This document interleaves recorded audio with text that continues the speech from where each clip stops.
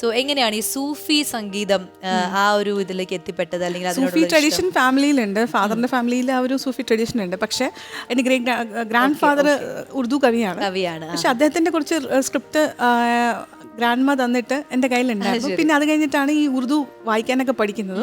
പിന്നീട് റൂമിയുടെയും ഹാഫിസിൻ്റെയൊക്കെ കവിതകൾ, സൂഫി കവിതകൾ വായിച്ചു തുടങ്ങുകയും പിന്നെ അതിൽ വല്ലാണ്ടൊരു ഭ്രമമായിട്ട് കാര്യം സൂഫി സംസാരിക്കുന്നത് ഇഷ്കെ ഹക്കീക്കിയെ കുറിച്ചാണ്. ഇഷ്കെ ഹക്കീക്കി എന്ന് പറഞ്ഞാൽ ഒരു വ്യക്തി എന്ന നിലയിൽ നമ്മളെ തന്നെ ഒരുപാട് നമ്മളെ ഒന്ന് ചിന്തിപ്പിക്കുന്ന തരത്തിലുള്ള ഒരുപാട് കാര്യങ്ങൾ എനിക്ക് അതിൽ നിന്ന് പഠിക്കാൻ പറ്റി. പിന്നെ ഞാൻ പട്യാല ഘറാനയിലാണ് പഠിച്ചത്.